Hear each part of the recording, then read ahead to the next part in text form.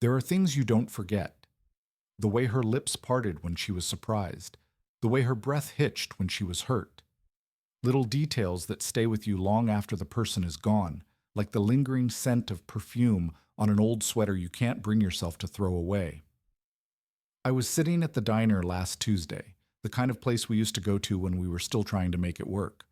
The vinyl booth creaked under me as I shifted, stirring cream into my coffee. 2 sugars, just like always. The waitress, a woman in her 60s with tired eyes and a name tag that read Marge, refilled my cup without asking. Regulars get that treatment here. I've been coming long enough that she knows my order by heart. Across the aisle, a woman with dark hair tucked behind her ear frowned at the menu, her fingertip tracing the laminated edge as she decided. It was a small thing, that gesture, but it hit me like a fist to the chest. Diane used to do the same thing. Always took her time choosing, as if the wrong omelet might ruin her whole day. For just a second, I forgot where I was. Then the woman looked up, and of course it wasn't her. Just a stranger with a similar tilt of her head, the same way of worrying her bottom lip when she was thinking. But it was enough to drag me back. Funny how time works. You think you've moved on, packed away the old hurts, sealed them up neat and tidy. You fill your days with work, with friends, with the small rituals that keep you grounded. You tell yourself you're fine, and most days you are. Then some small thing, a scent, a gesture, a song on the radio, pries the lid right off, and suddenly you're not fine at all. I took a slow sip of coffee, letting the heat steady me. The diner hummed around me, the clatter of plates, the low murmur of conversations, the occasional burst of laughter from the booth near the window. Normal life, moving forward like it always does. But for a moment, I was stuck in the past, turning over memories like stones in my palm, searching for something I couldn't name. Marge slid the check onto the table. "You all right, hun?" she asked, pausing just long enough to let me know she meant it. I nodded, forcing a smile. "Just thinking." She gave me a look, the kind that said she'd heard that one before, and patted my shoulder. "Well, don't think too hard. Eggs will get cold." I chuckled, but the weight didn't lift. That's the thing about memories. They don't care if you're ready for them. They just show up, uninvited, and demand to be felt. And just like that, I was back there. We were fire and gasoline. It was never going to end well. I met Diane in the fall of '98 at a friend's barbecue, one of those lazy September afternoons where the sunlight slants gold through the trees and the air smells like charcoal and cut grass. She was standing by the cooler, twisting the cap off a beer, laughing at something someone had said. I remember thinking how effortless her joy seemed, like happiness was her default setting. We talked for hours that night. Not the stiff, polite chatter of strangers, but the kind of conversation where you forget the time, forget the people around you, forget anything exists beyond the two of you leaning into each other's words. She told me about teaching second grade, how she loved the way kids saw the world without filters. I told her about fixing up my dad's old Chevy, how there was something sacred about bringing broken things back to life. For a while, we were good. Better than good. We filled my apartment with mismatched thrift store furniture and her collection of vintage teacups. We spent weekends driving nowhere in particular, windows down, her hand resting on my knee like a promise. She left notes in my lunchbox when I worked construction. Little things like, "Don't forget your gloves," or "I love you," scribbled on a napkin. I kept every one, but time has a way of sanding down even the sharpest edges of love. The little things started to grate. She hated how I left my boots in the hallway. I resented how she'd sigh when I forgot to wipe the counter. We stopped talking about dreams and started talking about bills. The notes in my lunchbox became reminders, "Call the plumber," and then stopped altogether. The fights weren't dramatic, just quiet and corrosive. We'd sit on opposite ends of the couch, the TV flickering between us like a campfire we'd forgotten how to tend. One night, after another tense silence, she said, "I don't know if we're making each other happy anymore." I knew she was right, but knowing didn't make it easier. The day she moved out, I helped her carry boxes to her car. We were polite, like strangers who'd shared a train seat and were now parting ways. When she hugged me goodbye, her perfume, something floral, something I could never name, lingered on my shirt for hours. I sat on the floor of our half-empty apartment and drank a beer too fast, staring at the nail holes in the wall where her pictures used to hang. That was 10 years ago. You'd think a decade would be enough to sand down the memories, but some things stick in your ribs like splinters. The bookstore was crowded that Saturday afternoon, the kind of pleasantly chaotic buzz that usually made me smile. Rain pattered against the windows, and the scent of fresh coffee and old paperbacks wrapped around me like a familiar blanket. I hadn't planned on being there, but Linda had insisted.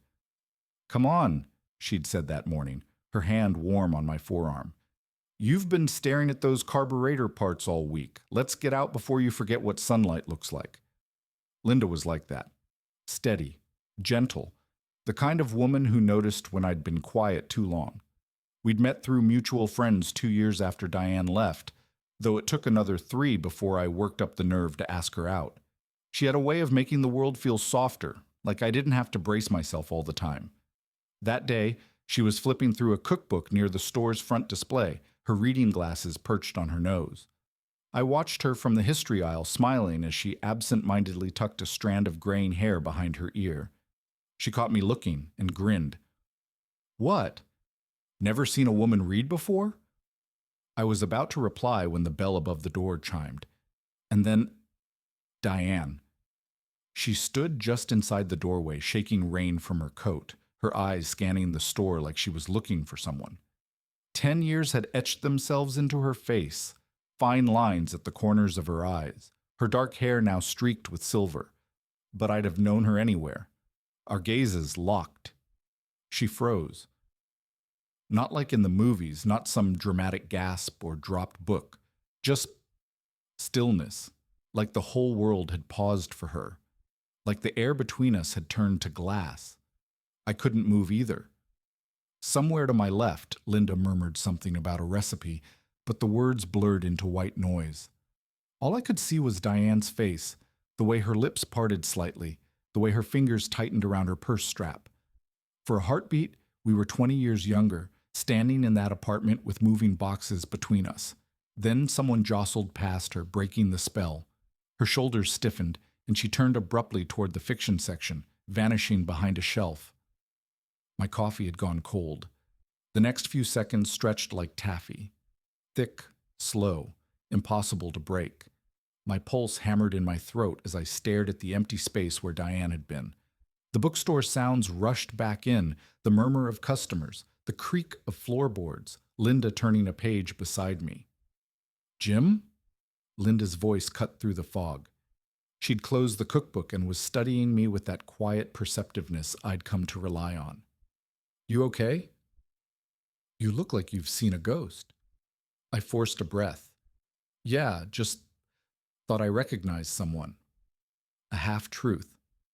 Linda nodded, but her gaze lingered on my face a second too long before she squeezed my arm. "I'll be at the register when you're ready." She walked away, giving me space without asking for an explanation. That was her way. Never prying, always trusting. The guilt of it sat heavy in my chest.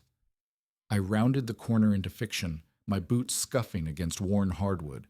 And there she was. Diane stood with her back to me, running her fingers along a row of spines like she was reading them in Braille. Her shoulders were tense beneath her raincoat. I could see the careful way she was breathing, the measured inhale, the controlled exhale, the same rhythm she'd used when trying not to cry during our last fight. I should have walked away. But some part of me, some stubborn, sentimental part, needed her to see me, needed her to know I'd moved on too. "You always did love Steinbeck," I said. Her hand jerked back from East of Eden like she'd been burned. When she turned, her face was a masterclass in composure, except for her eyes. Those I remembered, dark and quick, always giving her away. Now they shimmered with something raw. "Jim." My name sounded fragile in her mouth. Her gaze flicked past my shoulder, toward where Linda waited, then back to me. "You look good." The banality of it almost made me laugh. 10 years, and that's what we had? But what else was there to say? The woman who'd once known me better than anyone now studied me like a stranger, taking in my gray temples, the scar on my chin from that long-ago bike accident, the wedding band I wore. You too, I managed. The silence between us grew teeth. She crossed her arms, clutching her elbows. A defense mechanism I remembered. I heard you opened your own shop. Vintage restorations, right? You kept tabs? A shrug, too casual. Small town. We both knew that wasn't true. Our town had grown, and Diane had moved hours away after the divorce. She'd had to look me up. The realization sent a stupid, traitorous warmth through me. A child's laughter shattered the moment. Diane blinked, stepping back. I should. Yeah. Neither of us moved. In that suspended second, I saw it all. The Christmas mornings, the hospital waiting room when her father died, the way she'd looked at me the day we signed the papers, like she was waiting for me to stop her. A lifetime condensed into a glance. Then she straightened, and the shutters came down. Take care, Jim. She walked away, her heels clicking a staccato rhythm against the floor. I watched until she disappeared into the rain, half expecting her to turn back. She didn't. Linda was right. Some ghosts never really leave you. The rain had picked up by the time we left the bookstore, drumming against the awning in a steady rhythm that matched the thrum of my thoughts. Linda held the door as I stepped out, her hand briefly grazing the small of my back, a silent question in the gesture. You sure you're okay? She asked as we hurried to the car. Water splashed around our ankles, soaking the cuffs of my jeans. You've been quiet since we got here.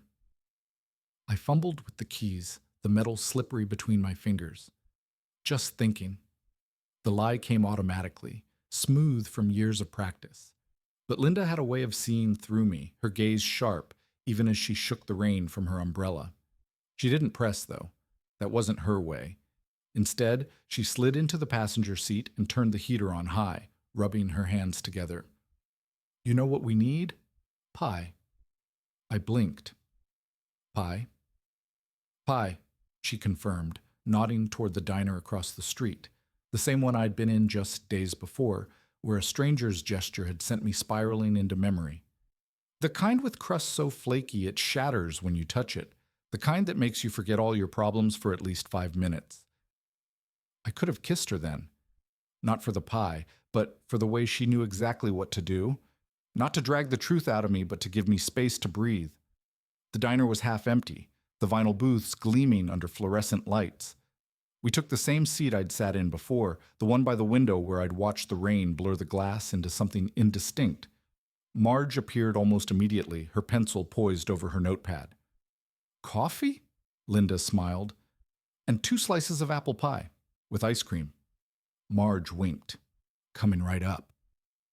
I stared at my hands, the calluses from years of work, the faint scar along my knuckle from a slipped wrench. Diane had bandaged that cut once, her fingers gentle as she pressed the gauze to my skin.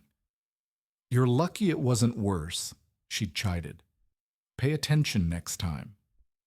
Linda nudged the sugar toward me. Penny, for your thoughts? I stirred my coffee, watching the liquid swirl, just remembering something stupid. She waited, patient as always. I exhaled. That woman in the bookstore, that was Diane. Linda didn't react, no stiffening, no sharp intake of breath, just a slow nod like she'd already guessed. Ah, you're not surprised? She shrugged. I figured it was something like that. You had that look. What look? The one you get when you're trying not to feel something. She reached across the table, her fingers covering mine. It's okay, you know, to feel it. The pie arrived, steam rising from the crust. Linda dug in immediately, closing her eyes in exaggerated bliss. Oh my God, try this before I eat yours too. I laughed, the tension in my chest easing just a fraction. But even as I took a bite, the sweetness bursting on my tongue, my mind kept drifting back to Diane's face in the bookstore. The way she'd looked at me, like she was searching for something she'd lost. Linda wiped her mouth with a napkin. Do you want to talk about it? I shook my head.